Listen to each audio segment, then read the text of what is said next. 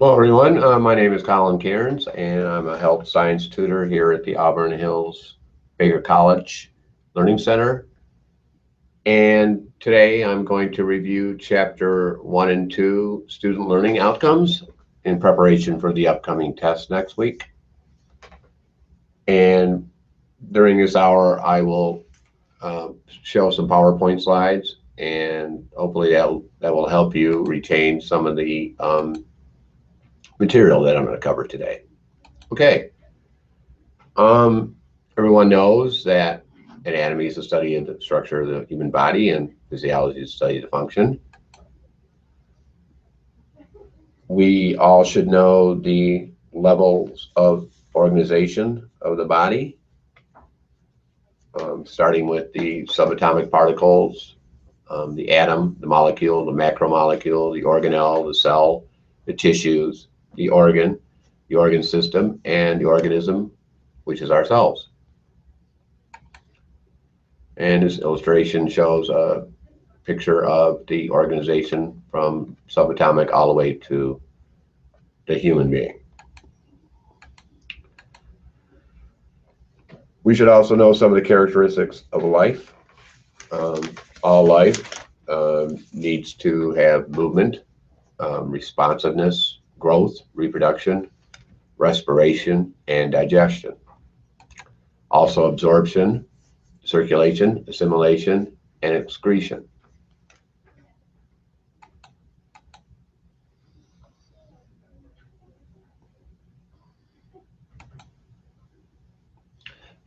Some of the requirements of organisms: all organisms need oxygen, they also need heat, they also need pressure, they also need water, and they also need food. Those are the 5 environmental factors that all organisms depend on.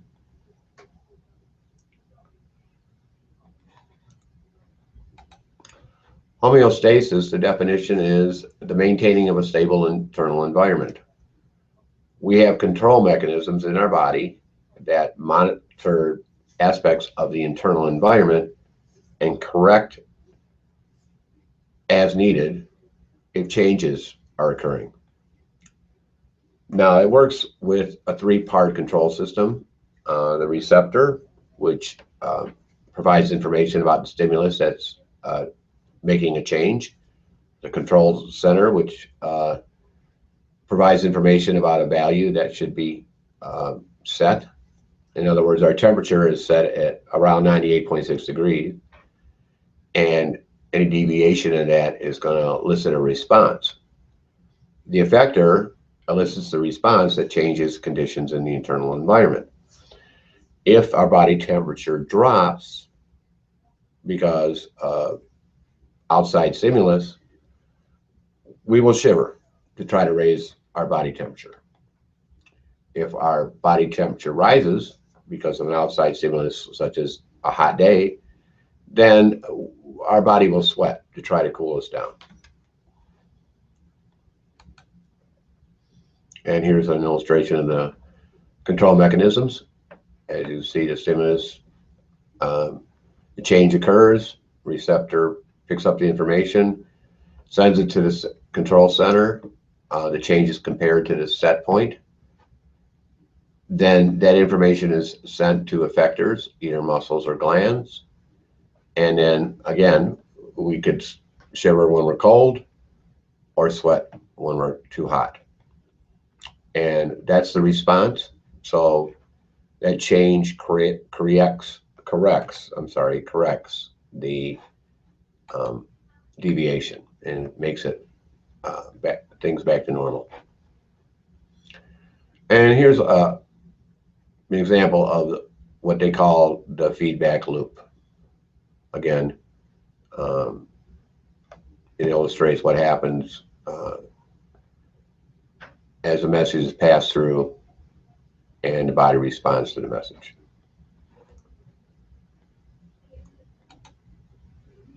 Okay, there are 2 types of homeostatic control mechanisms, 2 types of feedback. One is negative, and it inhibits, and one is positive, that reinforces.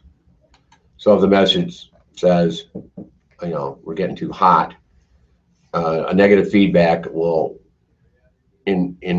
try to inhibit the stimulus. So again, if your body temperature drops, we want to inhibit that drop by shivering. If the body temperature rises, we want to inhibit that rise by sweating. Another couple more examples would be blood pressure and glucose regulation. On the other hand, positive feedback increases the actions of the body. It's usually short-lived, doesn't require continuous adjustments. Two examples are blood clotting mechanisms in our body and the oxytocin that is sent out during labor to increase the strength of contractions. And we have a short video here that I'm going to attempt to play. And it doesn't want to work today. Okay, I'm not getting it. Okay, for some reason I'm not getting anything here. Okay, let's go back to my PowerPoint. That is not working.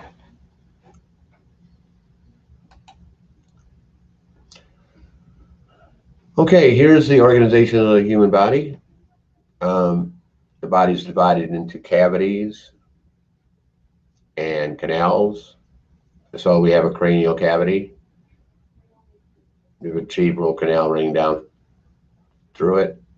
Thoracic cavity, and then the abdominal pelvic cavity, which is divided further into the abdominal and the pelvic cavity.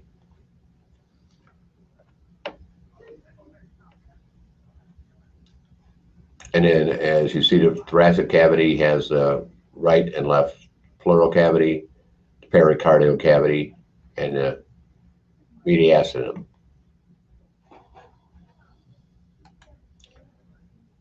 And so here's another slide of the organization of the human body, and another slide pointing out the different cavities.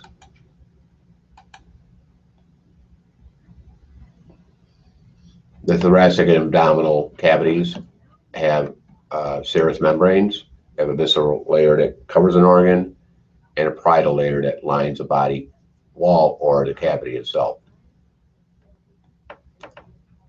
And then some of the thoracic membrane pleura are the visceral, the parietal, the visceral pericardium, and the parietal pericardium. And some of the abdominal pelvic membranes are the parietal peritoneum and the visceral peritoneum. And here's a cross-section of some of the membranes and the covering. And here's another slide that illustrates visceral pleura as opposed to parietal pleura. And here's one for the pericardium. And some side sections of peritoneum. Okay, we should be able to identify the organ systems, starting with the integumentary system, which is the skin, the skeletal system, the muscular system. And here's a look at the integumentary system, showing a skin cross-section from the top to the bottom. The skeletal system, all the bones of the body. Muscular system, all the muscles of the body.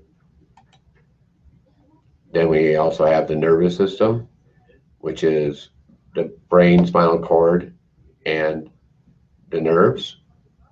The endocrine system, all the glands and organs that produce hormones and other secretions.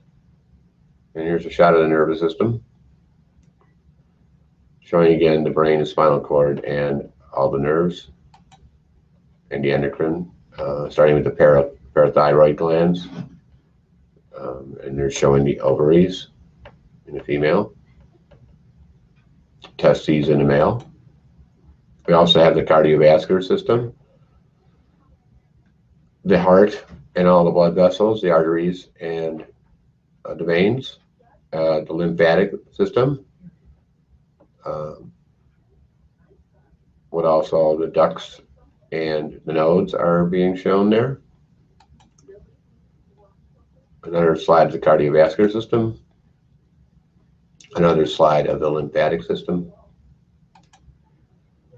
And then you have the digestive system, the respiratory system, and the urinary system. And there's a slide of digestive, respiratory, and urinary. And then there's also the male reproductive and the female reproductive system.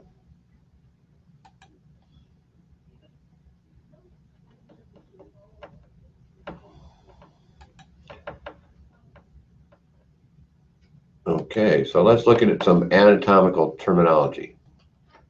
The anatomical position: standing erect, face forward, upper limbs at the sides, palms facing forward, and thumbs out.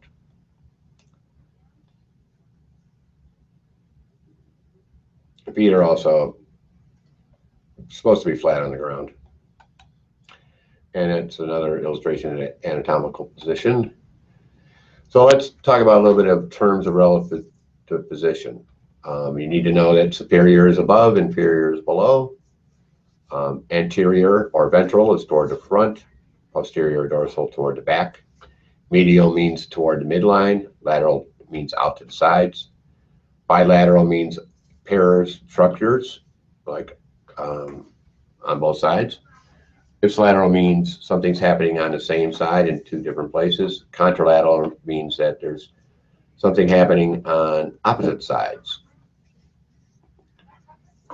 Proximal means close to the point of attachment. For instance, your shoulder is proximal to your elbow. Distal is farther from the point of attachment. For instance, your wrist is distal to your elbow. Superficial means close to the body surface. Deep means below the body surface and more internal. So here we're looking at the arrows pointing superior to above and inferior below. And again, ventral to the front, dorsal to the back, medial and lateral, proximal and distal, deep and superficial. Okay, so the body is also divided into planes. We have a sagittal plane that divides the body into left and right portions. If it's mid-sagittal, it divides the body into equal left and right portions. Then we have the transverse or horizontal plane, which divides the body into superior and inferior portions, or top and bottom. And then the coronal frontal divides the body into front or back, anterior or posterior. And here's a look at an illustration of the sections. As you can see, the horizontal cuts across top to bottom, the sagittal right to left, and the frontal front to back. Front to back. Okay.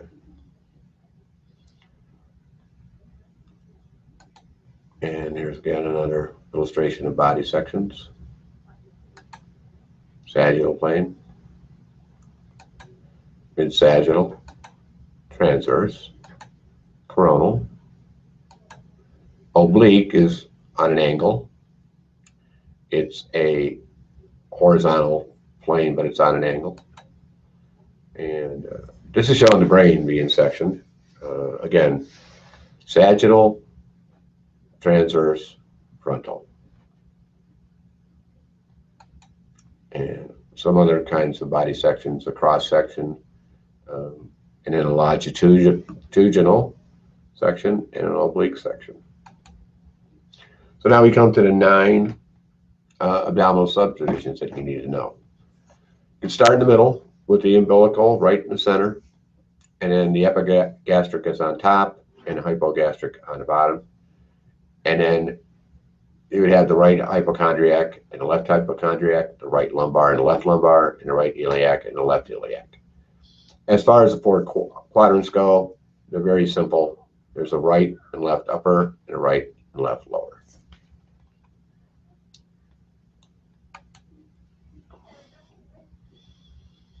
And it's just showing different sections from a different illustration of that. And the 9 abdominal regions close up.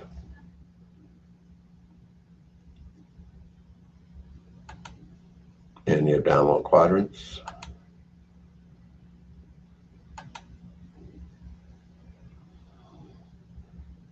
And then the body is further divided into regions, such as the cephalic regions for the head, the brachial for the arm and the back of the arm. We have the gluteal region, which is the buttocks, the femoral or femoral region, which is the thigh, patellar region for the knee. And it's just the abdominal pelvic region, and it's showing the different regions of the back and different head regions and lower limb regions, the neck regions. Okay, so what we need to know the anatomical planes, the quadrants, the abdominal pelvic regions, the body cavities themselves. You have to know your directions, know all your organ systems, understand how homeostasis achieves a balance in the body, know the difference between a positive feedback loop and a negative feedback loop, understand the level of organizations in the body, understand the major characteristics of life, give some examples of metabolism, and then we know the thoracic and abdominal pelvic cavities. We should be able to identify and name some of the locations of the membranes there. We should know organs associated with the organ systems and understand the function, especially the function. The respiratory system. What is the function of the respiratory system? What is the function of the cardiovascular system? What is the function of the integumentary system?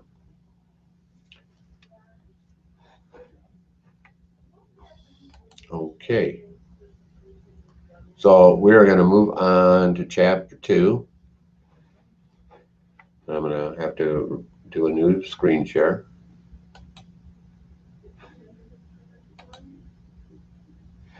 Okay.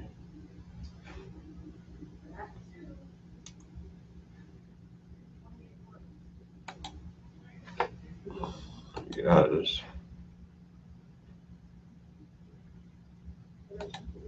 Okay. So we're going to open up this PowerPoint for chapter 2, which is a little bit more detailed on the chemistry of the body. So we're going to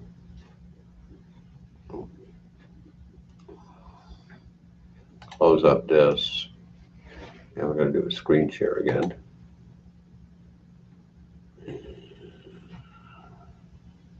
And it's chapter 2. All right. So now we have chapter 2 that we will do. And chapter 2 describes the chemical basis of life. And you might want to, why would we study chemistry in anatomy class? Well, all your body functions depend on cellular functions. Cellular functions result from chemical changes, And so the biochemistry helps to explain physiological processes, helps explain the function. Okay, so we have to understand matter. Matter is anything that takes up space and has mass or weight. It's composed of elements. These elements are composed of chemically identical atoms.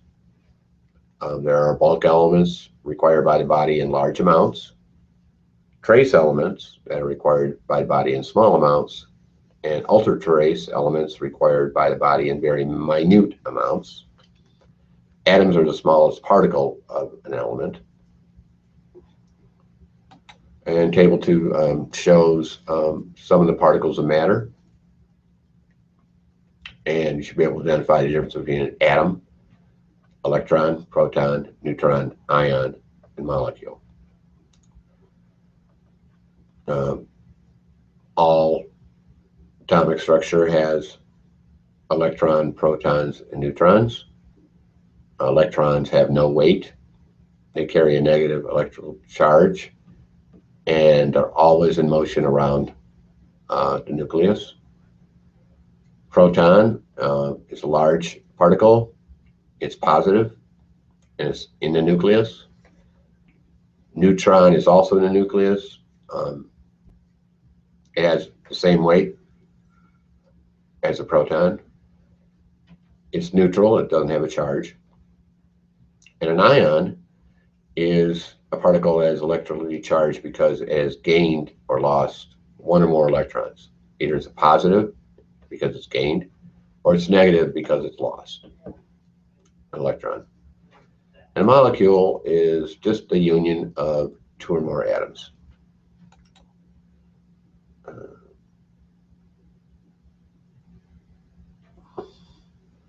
So we talked about the bulk elements, trace elements, and ultra trace elements already. Elements are composed of the same type of atoms. Compounds are composed of atoms of two different types that bond together to make a new structure. And here's a good picture of atomic structure. As you can see, the proton is positive in pink. The gray is a neutron, no charge. The electron has a negative charge. So the nucleus is the central part of the atom, and that would be the protons and neutrons, and electrons move around. This is an example of lithium.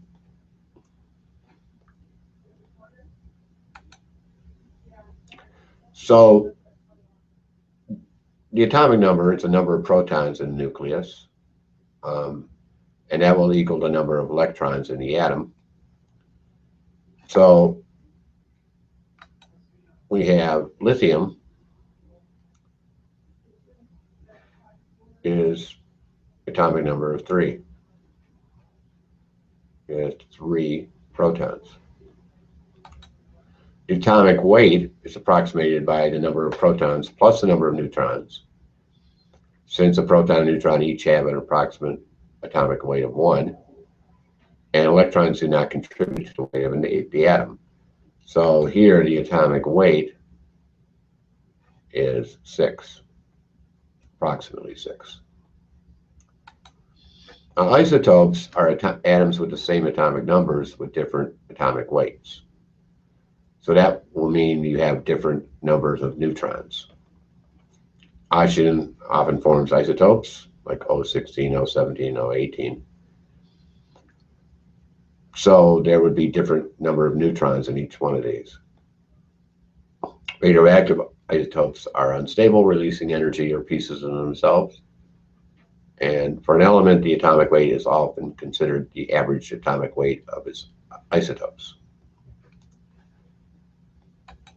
Okay.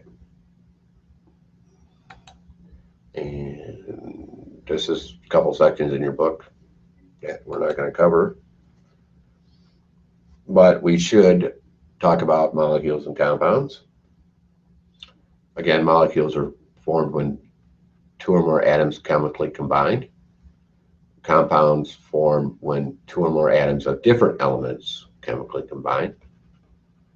And so molecular formulas depict the elements present and a number of each atom present in the molecule.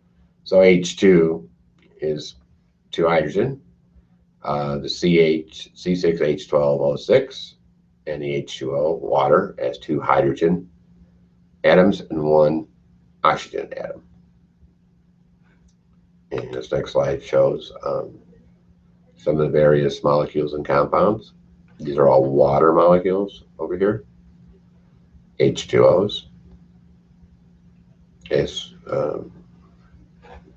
okay, and in the bonding, it's bonds where atoms combine with other atoms. The electrons of an atom occupy electron shells, which circle the nucleus.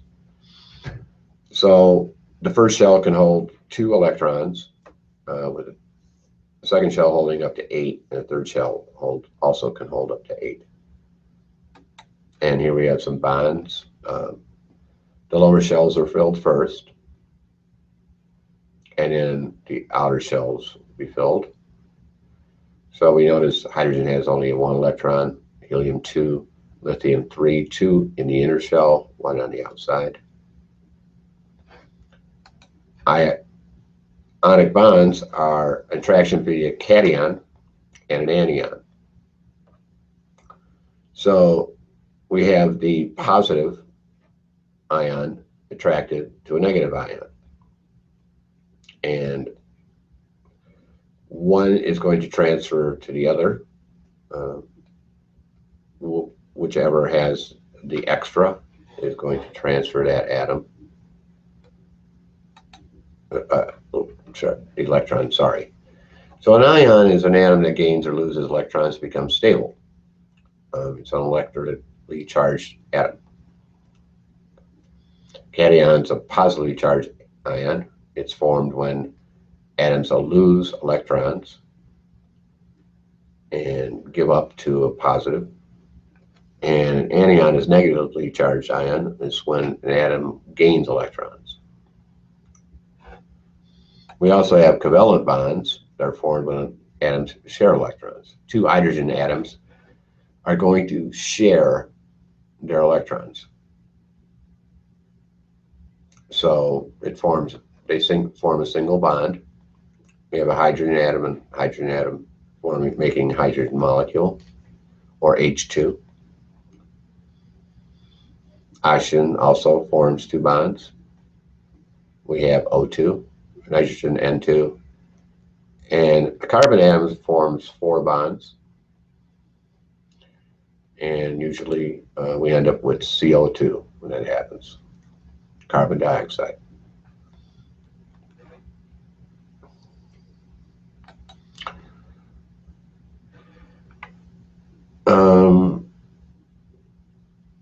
We can talk a little bit about polar molecules. All that means is a molecule has a slightly negative end and a slightly positive end. It results when the electrons are not shared equally in covalent bonds. Water is an important polar molecule. So the 2 oxygen are posted on one side, and there's nothing on the other side. So it's going to be negative on that side and positive on the other side. Then we have hydrogen bonds. What happens is you have a weak attraction between the positive end of a polar molecule and the negative end of a polar molecule. So it can happen, we have more water molecules, and it's important for protein and nucleic acid structure. As you can see, the hydrogen bonds the positive side to the negative side of the oxygen. The other water molecule, the hydrogen is attracted to that side. And we have chemical reactions. So they occur when chemical bonds form or break among atoms, ions, or molecules. Reactants are the starting materials of the reaction. The products are the substances that are formed at the end of the chemical reaction. So a reactant like sodium chloride breaks up into sodium and chloride. That's a reaction, but it's just one type. That's a decomposition reaction. So here are the types of chemical reactions. We have the synthesis. A plus B makes AB. Decomposition is the opposite. AB is broken down to A plus B. And exchange is when the bonds are broken and different bonds are formed from the original. So the AB and plus CD, you have the A and C switching positions. So now you have the A with the D and the C with the B. And reversible are just that the products can change back to the reactants. So A plus B becomes AB, and then AB can also become A plus B. Okay, and we should also know the difference between acids, bases, and salts. And electrolytes are substances that release their ions in water. So if you put salt in water, it breaks down into sodium and chloride. Acids are electrolytes that dissociate to release hydrogen ions in water. Hydrochloric acid, it releases the hydrogen ions, and so it breaks up, and it's also the chloride is there. Bases are substances that release ions that combine with hydrogen ions. That can combine with hydrogen ions. Sodium hydroxide, the hydroxide ion, the negative hydroxide ion is released. Salts are electrolytes that are formed by the reaction between an acid and a base. So we have hydrochloric acid and sodium hydroxide. So when those two come together, it becomes salt and water. Okay, it's showing the salt crystal in water, breaking down into sodium and chloride. Then we have the pH scale. It tells us about the concentration of hydrogen ions in a solution. Neutral pH is 7. That means there's an equal concentration of hydrogen and hydroxide. Acidic means that the pH is less than 7. So as we go lower on the pH scale, we have a greater concentration of hydrogen ions. Base or alkaline is pH greater than 7, and we have less hydrogen ions and a greater concentration of the negative hydroxide ions. So those increase as we go base. So as you can see by the scale, low pH means acidic, high pH means base, low pH means high concentration of hydrogen, high pH,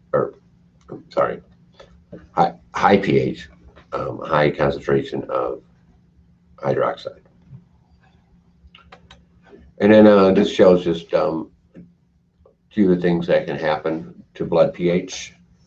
Normal blood pH is 7.35 to 7.45, with alkalosis occurring when it rises to between 7.5 and 7.8, and acidosis occurs when the blood pH drops slightly, just slightly, 7.3 to 7.0. Homeostatic mechanisms help regulate the pH, and buffers are chemicals in the body which act to resist pH changes. So let's talk about organic versus inorganic. We need to know about that. Generally, organic molecules contain carbon and hydrogen. They're usually larger than inorganic molecules.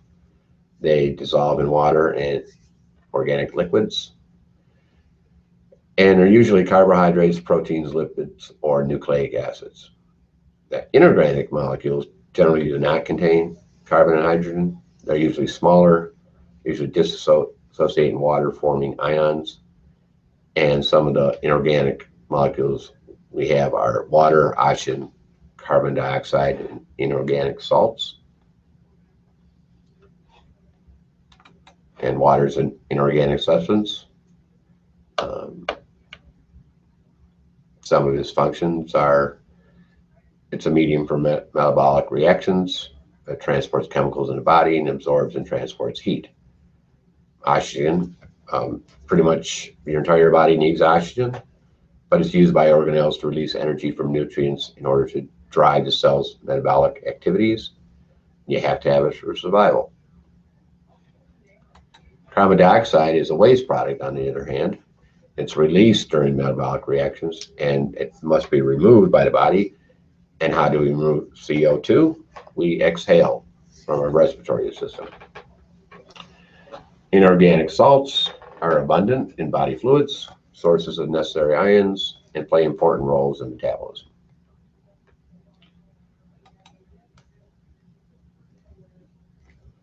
And here we have some of the organic substance and carbohydrates, monosaccharides, simple sugars, glucose and fructose. Disaccharides have 2 sugar molecules. Sucrose and lactose. Polysaccharides have many sugar molecules. Glycogen and cellulose. And there's a little chart of glucose molecules. And a monosaccharide chain, there's no chain, there's just one. Disaccharide has 2, poly has 3 or more. And so many organic substances like fats, triglycerides.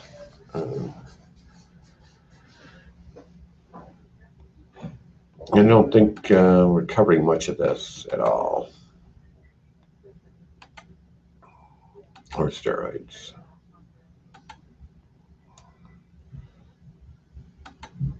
I don't think we did this. Nope. Okay, this was a pretty short chapter after all. But it's important to know the relationship among matter, atoms, and molecules. Understand the atomic structure. Understand the difference between a neutron, proton, and electron. Understand the 3 types of chemical reactions. The synthesis, decomposition, and exchange reaction. You should understand the difference between acids, bases, and buffers. Explain the pH scale. Know the difference between hydrogen ion concentration and hydroxide ion concentration, and which end of the scale that is occurring.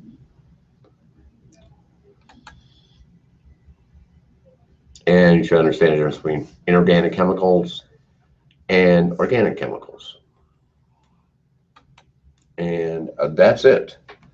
So again, for chapter 2, describe the chemical basis of life, understand its atomic structure, the proton, neutron, electron, understand interactions and reactions, understand the bonding of atoms, the chemical reactions, synthesis, decomposition, exchange, and reversible, the acids, bases, and salts, the pH scale, describe molecular structure, and the difference between organic and inorganic molecules. Okay, and those are your SLOs, the things you absolutely need to know for test 1, which is going to take place next week. So you have the weekend to study and try to absorb this material. So good luck with that. And I will be here again on the 30th to do chapter 3 and 4B SLO for test 2, which is due to be given on week 4. So I'll see you then.